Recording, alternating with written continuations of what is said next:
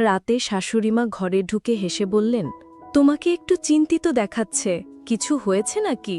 আমি তাড়াতাড়ি উত্তর দিলাম, না শাশুড়িমা, কিছু হয়নি, আমি ভালোই আছি। তিনি তখন আমার পাশে এসে বসলেন এবং বললেন, তাহলে এত ভাবছ কেন?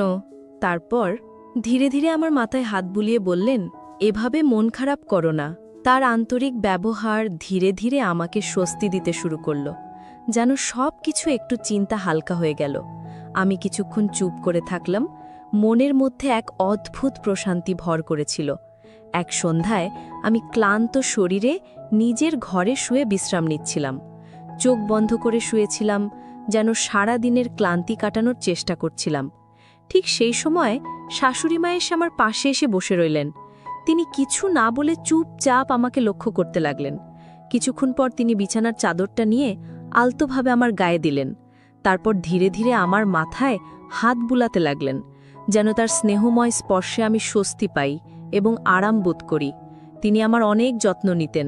আমি তাকে বারণ করতে চাইছিলাম। আমার কিছু বলার আগেই শাশুড়িমা হঠাৎ করে আমার ঠোঁটের সামনে আঙ্গুল রাখলেন। তিনি মৃদু কণ্ঠে বললেন, এই মুহূর্তে কিছু বলার প্রয়োজন নেই, বরং তোমার মাথায় একটু হাত বুলাতে দাও, এতে তোমার শরীরের ক্লান্তি কমে যাবে। আমার মনে তখনও কিছুটা অস্থিরতা ছিল। তিনি আবারও বললেন, অনেকদিন ধরেই কিছু বলার চেষ্টা করছিলাম, কিন্তু কখনো সাহস করে তোমাকে বলতে পারিনি। তারপর তিনি, হ্যালো বন্ধুরা, তোমাদের সকলকে আমাদের আজকের একটি রোমাঞ্চকর গল্পে স্বাগতম। আশা করছি গল্পটি তোমাদের ভালো লাগবে। গল্পটি শুরু হয় যখন আমি শহরে এসে শ্বশুর বাড়িতে থাকতে শুরু করি। আমার বয়স তখন ২৪ বছর। আমার মা বাবা অনেক কষ্ট করে আমাকে উচ্চ শিক্ষা দিয়েছিলেন। পরে আমি চাকরি পেয়ে শ্বশুর বাড়িতে চলে আসি। আমার বাড়িতে মা বাবা এবং স্ত্রী ছিলেন, তবে দুঃখজনকভাবে আমার স্ত্রী ১ বছর আগে একটি অসুস্থতার কারণে আমাদের ছেড়ে চলে যান। এর ফলে আমার শাশুড়িমা শহরে একাই থাকতেন, কারণ আমার শ্বশুর বিদেশে চাকরি করতেন। আমার শাশুড়িমা বাবাকে বলেছিলেন, কুনাল জামাইকে আমার কাছে পাঠিয়ে দাও, সে এখান থেকে নিজের দায়িত্ব পালন করতে পারবে। মা বাবা ভেবেছিলেন এটা আমার জন্য ভালো সিদ্ধান্ত হবে, কিন্তু তারা জানতেন না যে এর পেছনে অন্য কোনো উদ্দেশ্য লুকিয়ে আছে। আমি আমার মা বাবার কথা মতো শ্বশুরবাড়িতে থাকতে শুরু করলাম এবং সেখান থেকেই প্রতিদিন আমার কাজের জন্য বের হতাম। শাশুড়িমা প্রথম থেকেই আমার সাথে খুবই বন্ধুভাবাপন্ন আচরণ করতেন। তিনি প্রায়ই বলতেন, তোমার শ্বশুর বাইরে চলে যাওয়ার পর আমি একদম একা হয়ে গেছি। আমার একমাত্র মেয়ে, তোমার স্ত্রী চলে যাওয়ার পর আমার অনেক ইচ্ছাগুলো অপূর্ণ রয়ে গেছে। আমি প্রতিবারই শাশুড়ি মাকে শান্ত করতাম, বলতাম, আপনি চিন্তা করবেন না, বাবা শীঘ্রই ফিরে আসবেন। কাজ থেকে ফিরে আসার পর দেখতাম শাশুড়িমা আমার জন্য সব সময় খাবার তৈরি করে রেখেছেন। তিনি আমার পাশে বসে ভালোবাসার সাথে নিজে হাতে আমাকে খাওয়াতেন। শাশুড়ি মায়ের এই যত্ন দেখে আমি খুব খুশি হতাম এবং ভাবতাম উনি আমাকে কতই না যত্ন করেন। দিনগুলো স্বাভাবিকভাবেই কাটছিল, তবে ধীরে ধীরে আমার শাশুড়ি মাঝে মাঝে রাতে আমার ঘরে এসে থাকতেন। তিনি কখনো কখনো আমার মাথায় হালকা করে হাত বুলিয়ে বিশ্রাম নিতে সাহায্য করতেন, যা আমাকে মাঝে মাঝে একটু বিভ্রান্ত বা অপ্রস্তুত করে দিত। শাশুড়ি মায়ের বয়স তখন মাত্র ৩৮ বছর ছিল, কিন্তু তার স্নেহময় আচরণ সবসময় স্বাভাবিক ছিল। আমি রাতে প্রায়ই একটু দূরে থাকতে চেষ্টা করতাম, যাতে নিজেকে অস্বস্তি থেকে বাঁচাতে পারি। তাকে আমি অনেক সম্মান করতাম, কারণ তিনি আমার বউয়ের মা, মানে আমারও মা। আমি একজন সাধারণ মানুষ, আমারও আবেগ ছিল। যখন শাশুড়ি মা আমার প্রতি যত্নশীল হতেন, মাঝে মাঝে ভেতরে একটা ভিন্ন অনুভূতি হতো।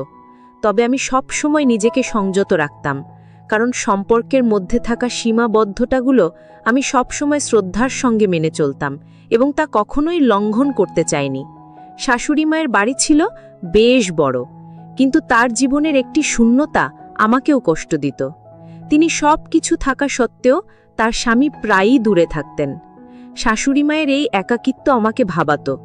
যদিও আমাদের বাড়ির অবস্থা এত ভালো ছিল না, তবুও তার প্রতি আমার মমতাও কম ছিল না।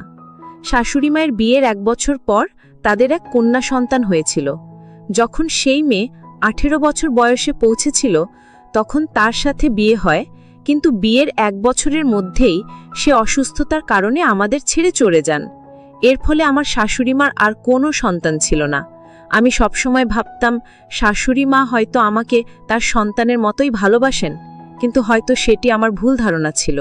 শাশুড়ি মা প্রায়ই রাতে আমার মাথায় হাত বুলিয়ে বলতেন, তোমার শ্বশুরের খুব অভাব অনুভব করি। আমি তাকে শান্ত করার চেষ্টা করতাম, বলতাম শ্বশুরজি কাজের কারণে বিদেশে গেছেন, যদি তিনি দেশে কাজ পেতেন তাহলে কখনোই আপনাকে ছেড়ে দূরে যেতেন না। যখন তিনি ফিরে আসবেন তখন আপনার সব চিন্তা দূর হয়ে যাবে। শাশুড়িমা সব কথা শোনার পরও মাঝে মাঝে বলতেন, তুমি কি আমার কিছু আশা পূরণ করতে পারবে না? আমি সব সময় বিনয়ের সাথে উত্তর দিতাম, শাশুড়িমা, আমি তো সব সময় আপনার পাশে আছি, যে কোনো সময় কিছু দরকার হলে বলবেন। তবে তিনি হয়তো অন্য কিছু বোঝাতে চাইতেন, যা আমি তখন সঠিকভাবে বুঝতে পারতাম না। যদি আমি আগেই তার ইঙ্গিতগুলো বুঝতে পারতাম তাহলে হয়তো ভবিষ্যতে এত জটিল পরিস্থিতিতে পড়তে হতো না। এক গ্রীষ্মের দিনে আমি কাজ থেকে একটু তাড়াতাড়ি বাড়ি ফিরেছিলাম। প্রচণ্ড গরমে আমি পুরো ঘামে ভিজে গিয়েছিলাম, তাই দ্রুত আমি শাওয়ার নিয়ে বাইরে এলাম। দেখি শাশুড়িমা ঘরের মধ্যে বসে আছেন, হাতে একটা তোয়ালে এবং আরেক হাতে ঠান্ডা শরবতের গ্লাস। তাকে দেখে আমি জিজ্ঞাসা করলাম, আপনার কি কিছু দরকার ছিল? তিনি হেসে বললেন, না, তুমি এত গরমের মধ্যে কাজ থেকে ফিরেছ, তাই তোমার জন্য ঠান্ডা শরবত এনেছি। তিনি শরবতের গ্লাস নিয়ে আমার পাশে এসে বসলেন এবং আমার শরীর তোয়ালে দিয়ে মুছতে লাগলেন। আমার একটু অস্বস্তি হচ্ছিল, তবে আমি চুপচাপ দাঁড়িয়ে রইলাম।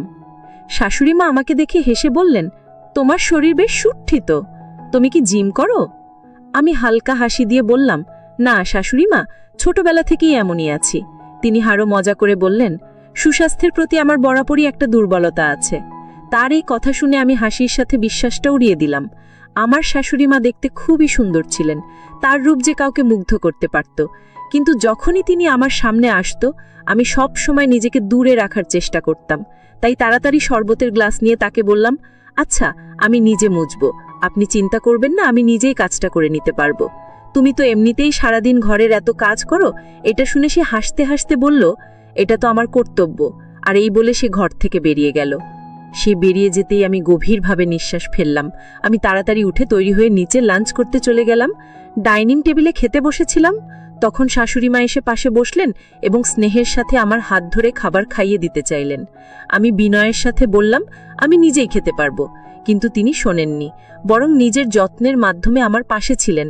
যখন তিনি আমার হাত ধরেছিলেন তখন কিছুটা অস্বস্তি অনুভব করছিলাম, তবে নিজেকে শান্ত রাখলাম। তার এই যত্নশীল আচরণে আমার মনে এক ধরনের স্নেহ তৈরি হলো, কিন্তু নিজেকে বোঝালাম এভাবে না ভাবাই ভালো। এরপর শাশুড়ি মাকে বললাম, আমার পেট ভরে গেছে, এবং দ্রুত উঠে নিজের ঘরে চলে গেলাম। আমার এই আচরণে হয়তো শাশুড়িমা একটু অপ্রসন্ন হলেন, কারণ রাতের বেলা তিনি আমার ঘরে এসে জানতে চাইলেন, তুমি ঠিক আছো তো? তুমি কি আমার উপর রাগ করেছ? আমি বললাম, না না, এমন কোনো কথা নয় শাশুড়িমা। তারপর তিনি আমার পাশে এসে বসলেন এবং হাসি মুখে বললেন, তাহলে ব্যাপারটা কি? এই বলে তিনি আলতো করে আমার চুলগুলোকে স্নেহের সাথে হাত বোলাতে লাগলেন। তিনি আমার মাথায় আলতোভাবে হাত বুলিয়ে দিতে লাগলেন, যেন আমার সারাদিনের পরিশ্রমের ক্লান্তি একটু কমে। অফিস থেকে ফিরে এসে আমি সবসময় একটু ক্লান্ত থাকতাম। আমি চোখ বন্ধ করে শুয়েছিলাম, আর এটা দেখে শাশুড়িমা আস্তে করে বিছানার চাদরটা তুলে আমার গায়ে দিয়ে দিলেন আর বললেন, এসব ঠিক হয়ে যাবে, বেশি চিন্তা করো না। তিনি বুঝতে চেষ্টা করছিলেন আমার মানসিক অবস্থাটা, কিন্তু আমার মনের অস্থিরতা সহজে কমছিল না। আমি তাকে ঘুমাতে যেতে বললাম। তিনি হঠাৎই আমার ঠোঁটে আঙ্গুল রাখলেন এবং বললেন, তুমি কিছু বলো না, আমি তোমার মাথায় আলতোভাবে হাত বুলাতে চাই, এতে তোমার ক্লান্তি দূর হবে, বললেন তিনি। আমি কিছুটা অস্বস্তি বোধ করছিলাম। তিনি আরও বললেন, অনেকদিন ধরেই তোমার সাথে এভাবে কথা বলার ইচ্ছে ছিল, কিন্তু তুমি কখনোই আমার অনুভূতিগুলো বুঝতে চাওনি। ঠিক সেই সময় আমার ফোনের রিংটোন হঠাৎ জোরে বেজে উঠল, আর সেই শব্দে আমি হঠাৎ চমকে উঠে দ্রুত ফোন হাতে নিয়ে একপাশে সরে গেলাম। আমি লজ্জিতভাবে বললাম, আমাকে ক্ষমা করবেন, এ বলে ফোন হাতে নিয়ে দ্রুত ঘর থেকে বেরিয়ে গেলাম। শাশুড়িমা ঘরে বসেই আমাকে ডাকছিলেন, কিন্তু আমি তার কথার প্রতি কোনো প্রতিক্রিয়া না দেখিয়ে সরাসরি গার্ডেনের দিকে চলে এলাম। গার্ডেনে এসে আমি ভাবতে লাগলাম, যদি এই ফোন না বাজত তাহলে হয়তো আমি নিজেই বড় বিপদে পড়ে যেতাম।